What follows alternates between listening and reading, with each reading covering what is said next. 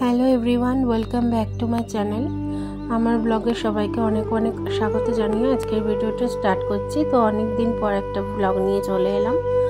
তো আমরা আজকে চলে এসেছি হালি শহরে অবস্থিত তো একটা মন্দিরে।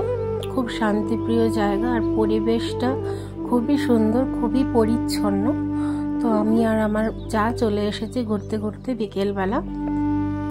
তো আমরা চলে এসেছি নিগমানন্দ ঠাকুরের আশ্রমে। তো ভেতরটা অনেকটাই সুন্দর, খুবই ভালো লাগছে চারিদিকটা দেখতে, আর খুব শান্তিপ্রিয় জায়গা একটা। তো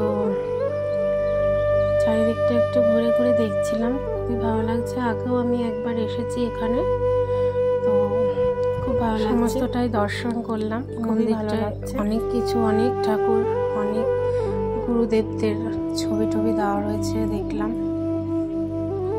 তো এই যে মেন ঠাকুর, এটা নিগমানন্দ বাবাজি। তো তারপরে চলে এসেছি গঙ্গার পাড়ে, একদম মন্দিরের একদম পেছন দিকটা। তো সুন্দর গঙ্গা,